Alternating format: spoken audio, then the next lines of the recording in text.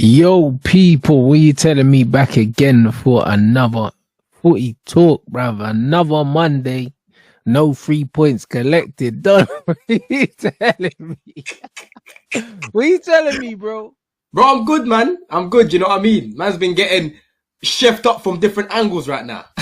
But we move. Crazy, fam. Oh my days. Brother, what's going on at Chelsea Football Club, bruv? Bro, same problems that we've seen all season, bro. You know what I mean? For this game, I was actually quite happy with the performance, yeah, because I was actually happy to see a difference in terms of how we set up. You know, Maresca actually overlapped Gusto. He started Palmer on the right. You know, bare people have been saying start Palmer on the right. He started Palmer on the right. You know, he tried something different with Reece James in the midfield. Because recently, bro, we've just been getting run through in the middle, innit? Caicedo is good, but he can't do everything, right? And when you're playing McGinn, Rodgers, Tielemans, these guys are good physically, bro. You know what I mean? So he added a little bit of steel in there. And I thought it helped our back line a little bit, bro. He wasn't looking as exposed. I know in the second half, there was a couple of times where Villa were running through us and that, but that's what's going to happen if you're attacking the team, innit? You are going to get done on the transition at times, like happens to Man City all the time, bro. You know what I mean? But overall, we actually created some good chances in the game, bro. You know, Palmer, if he takes his chance for the when it's 1-1, for me, we don't lose that game at all. You know what I mean? Enzo had a good chance in the first half. The way Neto was attacking up top, he changed Neto's position. He played him up top. He had a good game, to be fair, right? So some players let him down, innit? Gusto, another individual mistake from him, and you see Jorgensen in the last minute, absolute howler. You know what I mean? Absolute howler, just throwing the ball in the net. You know, I'm seeing a lot of people trying to come for me now, saying, "Oh, Jorgensen this, Jorgensen that," and I'm like, brother, he made a mistake, right? But are you going to tell me that he shouldn't have got an opportunity? Because Sanchez kept making mistake after mistake. Oh, yeah, 100%. Hey, listen, anyone deserved an opportunity the way Sanchez was playing. Of course, bro. So end of the day, right now, Jorgensen hasn't covered himself in the most glory. But away from that mistake, I don't think a bad game. He made some good saves, bro. You remember the shot that he saved from what's his name? From Watkins. Watkins had a shot in the second half. Even that Marlon guy, when that Marlon guy came on, he had a good shot as well. But yeah, like people were saying, when Rashford came on, he changed the dynamic of the game, man. Because in the first half, we were the better team. Second half, you know, we still create some good chances, but Villa looked a little bit more threatening with Rashford, bro. But yeah, man, listen. Like I said, for me, the main blame I've got for Maresca is for weakening the squad. But in terms of the performance the other day, I've got to look at certain individuals more than I've got to look at him. I'll be real, bruv. I'll be real. Right, bruv. Yeah, so what's going on, bro? Like, obviously, people are talking about Palmer being, I don't know, do you see it as him being low on confidence, like, or just out of form, bro? Because man's allowed to be out of form, bro. Sometimes these things just happen in football. Yeah, bro, it's a mixture of everything, man. Like, the team right now as a whole isn't performing well. Like, they're not confident. Cole Palmer, a confident Cole Palmer finishes that chance, bro. Right, he's gonna do something cheeky. He's gonna dink Martinez. I even thought he was gonna sit him down there, yeah, and then just hit it around him. But he kind of scuffed that shot, right? And you don't really see things like that from Palmer. I'll be real, like his decision making this season has been quite poor, man. It's been quite poor because it's not the first time I've told you. Like, I'm looking at him on the pitch and he's not making the best decisions in certain situations. Like, there was even a couple of times in the game where he could have just slipped it through to Nkunku. And it's like he wants to do everything by himself, you know? And one thing I've clocked about those two, Nkunku and Palmer, they haven't really got a good relationship, bro. They don't really have a good relationship. Like, every time Palmer plays it to him, it's like he just gives him some, here you go pass, you know, just take it. You know what I'm saying? There's never any real caress to the passes he gives to Nkunku. They're normally quite shit. But when he gives it to Jackson, they're normally a lot better. So I don't know if Palmer and Nkunku have got a little thing going on right now, yeah? But yeah. There's honestly some weird dynamic between those two. I don't get what it is. But yeah, man, TTM's spot on there, bro. Palmer, a confident Palmer will probably go on the right there, or he will try to dink it there. But he honestly, yeah, he didn't have a good game, man. Like, in the first half, he had he whipped in a good cross, and it was a shot that went past the post. Other than that, his overall game weren't great. You know what I mean? It weren't great, bruv. No, it happens, bruv. It happens, man. It just seems like with Chelsea, it keeps happening consistently. Well, Curtis, bro, that's the only explanation. I'm really struggling to just understand, like, how can Jorgensen do that in the last minute, bro? In the last minute.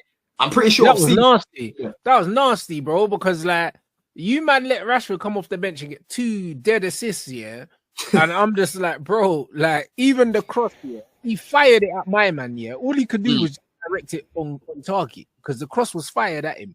Yeah, Straight goalkeeper. How does he even? Yeah, how does he not hold that, bro? Or I don't even get it. hold it. Yeah, normally you'll drop it in front of you, but the fact that it went through him, yeah, mad. Like, do you know what I mean? Like that's not supposed to happen. That was the fuck up of all fuck ups. Honestly, bro. Honestly, you know what I mean? And if that was Sanchez, he's going to hold smoke. So Jorgensen's got to hold smoke the same way, right? If we win that game or we get a point out of that game, most people are saying, I thought Jorgensen had a decent game, you know? So he let himself down in it because as a goalkeeper, when you have a blunder like that, no one's going to remember the saves that you were making, yeah? And if he was to get dropped right now, I can't really fight his corner like before, you know what I mean? Yeah. But he deserved an opportunity, bro. But right now, he needs to have a mad game tomorrow, innit? You know, because we're playing Southampton at home tomorrow. He's got to make sure that everything's perfect from the distribution, any saves that come in, any crosses he's got to collect. He's got to start giving the fan base a little bit of confidence, bro. Because right now they're looking at him like he's a bozo as well. You know what I'm saying? So I hear it, blood. No, it's mental, man. Shout out the chat, man. And yeah, bruv, I see, bruv, the Rashford thing's killing me because we was having a conversation in the group chat, yeah. Because then man were like, oh, Rashford at Aston Villa, bro. The Bray's coming off the bench in the second half against tired legs and just being direct, innit? Like, bro, that's exactly what Garnacho does for us, bro. Like, that's not worth 350 grand a week, mate. You know that, man. Like, this is the reality, bro. Like, the funny thing is, people can try and rewrite history all they want, yeah. Man can't be paying 350 grand a week for a player that's direct and comes off the bench, bro. Like, nah, that's crazy. You know what I'm saying? Like, we had to get rid of him for the simple fact that this guy's fallen out with every single coach that we've had post Van Gaal. Do you know what I'm saying? He's 27 years old, a 27-year-old impact sub, bruv, doing what Garnacho was doing at 18, coming off the bench and impacting games, bro. Like, that's it's not worth it. Do you know what I'm saying? So whether he's doing stuff at Aston Villa or not, the point is he fell out with Oli, he fell out with Ten Hag, he fell out with Ralph Rangnick, he fell out with Jose, and he fell out with Ruben. Like the brother's fallen out with 5 managers, yeah, in like 7 years or something like that. Like he had to go in it, and that's the thing. He doesn't even start for Villa, bro. Like he doesn't even start for them. The damning thing for us, yeah, is like both the signings that they made in the January to help their attack actually help them, help them win the game, innit? And that's where it's damning on Chelsea because you're looking at him thinking, you know, if we made some signings that we brought a striker, you know, we most likely win that game because I thought we created some good chances, bro. You know, if remember last week when I was talking to you about Brighton, we had no shots on target, right? Maresca changed things. And we created some good chances. Like the first 15 minutes, Villa were rattled.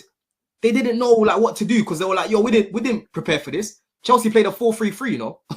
You know what I'm saying? We played a 4-3-3. I barely seen that. There wasn't anyone inverting like that, you know, apart from obviously Reece, right? But again, bro, it's the same recurring problems, individual mistakes, you know, lack of lack of clinical edge. You know, this team's really lacking confidence right now, man. You know, and it's annoying because the teams around us, they drop points, blood. Again, you know what I mean? Man City dropped points. Obviously, Forest lost as well, innit? The Forest lost against Newcastle. Bournemouth lost. So if we won right now, and then we've got these 2 games coming up, Southampton, Leicester, bro, we could have been creating a little bit of a gap, you know, but I'm not even confident that we'll get 6 points now. You know what I'm saying? I'm really not. Yeah, I'm really not. Nuts for you, bruv. I'm not confident, Rants. I'll be real. I'm not confident at all, bruv. I know this. I know this team. I know this team, innit? You know what I'm saying? I'm just hoping that Maresca will continue, you know, problem solving and see us out until at least the break. And then obviously after we play Arsenal, people will start to come back. I think Jackson's back. Madueke should be back. Lavia should be back. You know what I mean? So we need as many bodies as we can get, bruv. We need as many bodies as we can get, man. Do you have confidence in your recruitment team to get you that striker in the summer, though?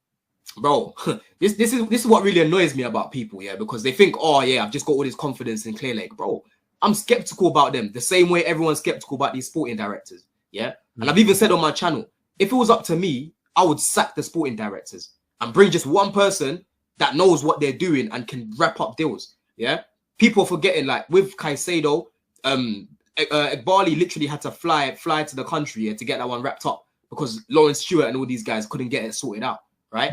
I don't know if the instructions are coming from above in terms of, you know, the sort of players and whatnot, but surely that these men must have a level of control in it when it comes to recruitment, because they're the football guys. You know, they've been trusted to do the recruitment, right? So if it's up to me, I would sack them, bruv, and bring someone that's going to say, we need a goalkeeper, I'm going to go get a goalkeeper, a top goalkeeper. We need a striker, I'm going to go get a striker. You know what I'm trying to say, right? There's still holes in this team right now. That's the problem that you've got. So listen, we spend money, but the money hasn't always been spent the best way that it can. You know, that's where people struggle to comprehend. Because I do my research on the likes of Gil and that, they think that these are the signings that I would make if I had the money. You think I'll be signing Gil and all of these guys, bro, if I had 1.2 billion?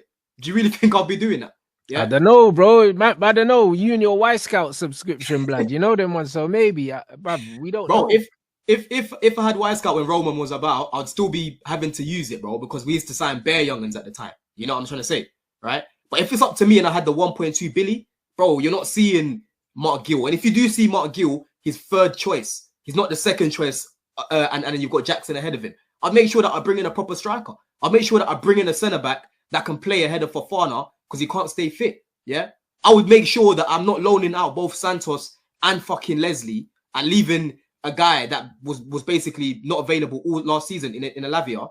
And these players are very keen how we want to play, yeah? I'm not going to take these risks. I'm going to make sure I'm patterned. That's the main thing, Rants. You know what I'm trying to say, yeah?